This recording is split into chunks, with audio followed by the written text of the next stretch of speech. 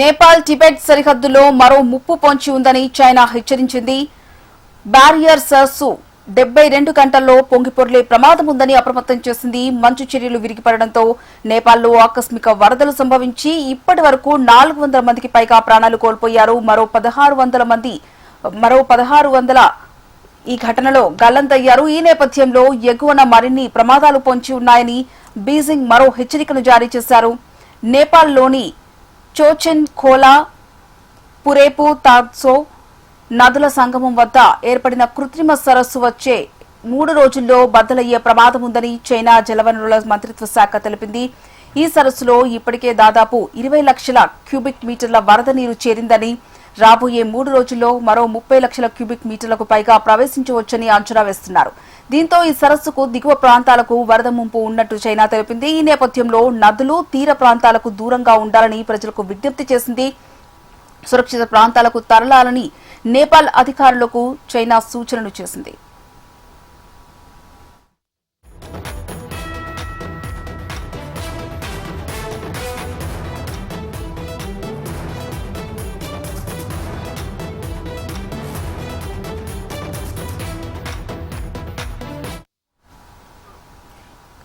Nepal Tibet సరిహద్దుల్లో మరో ముంపు పొంచి ఉందని చైనా హెచ్చరించింది. ఇప్పటికే వరదలతో అతలాకుతలమైన నేపాల్ కు మరో ముంపు కూడా పొంచి ఉన్నట్టుగా తెలుస్తోంది.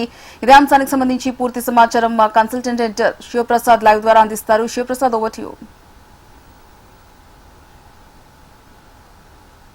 డ్యామేజ్ ఏదైతే ఉందో భయంకరంగా వచ్చినటువంటి హిమానీ నదాలు ఒకసారిగా పేలిపోయి దాని ద్వారా వచ్చినటువంటి పరిస్థితిని మనం ప్రస్తుతం చూస్తున్నాం.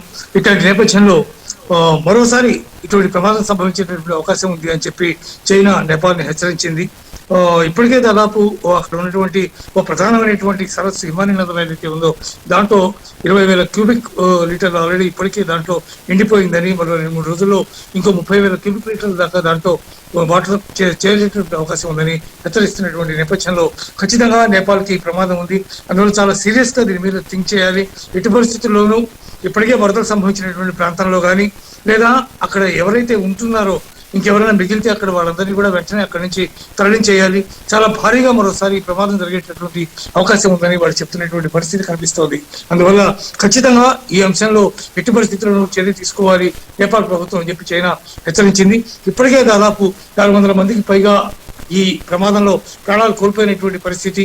అనేక మంది దీంట్లో కనిపించకుండా పోయారు. వాళ్ళందరూ చనిపోయారా బతుకున్నారనే విషయంలో ఇంకా స్పష్టత లేదు.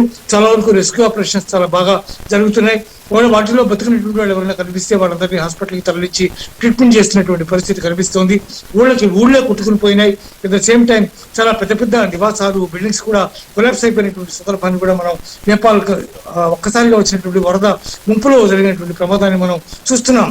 ఇట్లాంటి పరిస్థితుల్లో మరోసారి కనుక అదే స్థాయిలో జలప్రవాహం కనుక రావడం జరిగితే డెఫినెట్ గా భారీ ఎత్తున డ్యామేజ్ చేసే అవకాశం ఉంది. కాబట్టి దాన్ని ముందు జాగ్రత్త చర్యలు తీసుకోవాల్సినటువంటి అవసరం ఉంది అని చెప్పి చైనా హెచ్చరించింది. ఆ మేరకు నేపాల్ ప్రభుత్వం కూడా తగిన చర్యలు తీసుకునేటటువంటి ప్రయత్నాలు చేస్తూ ఉన్నట్టుగా కనిపిస్తూ ఉంది. హరిప్రియ. Right, thank you Sivaprasad.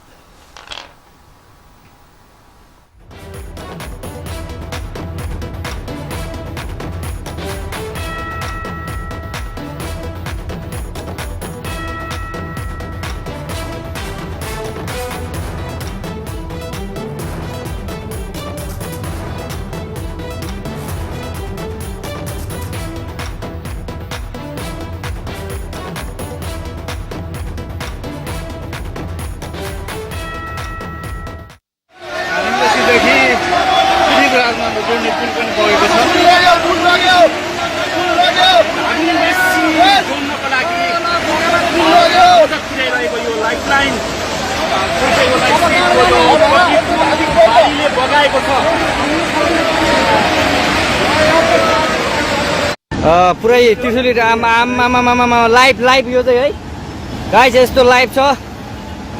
ओहो, पुरा ड्याम फुटेर आयो यार।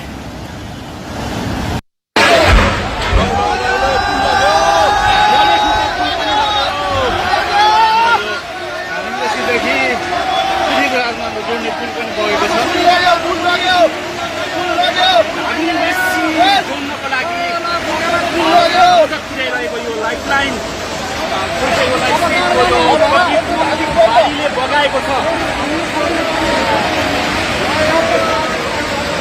पुरै त्रिशुली आम्मामामामा लाइभ लाइभ यो चाहिँ है गाइस यस्तो लाइभ छ ओहो पुरा ड्याम फुटेर आयो यार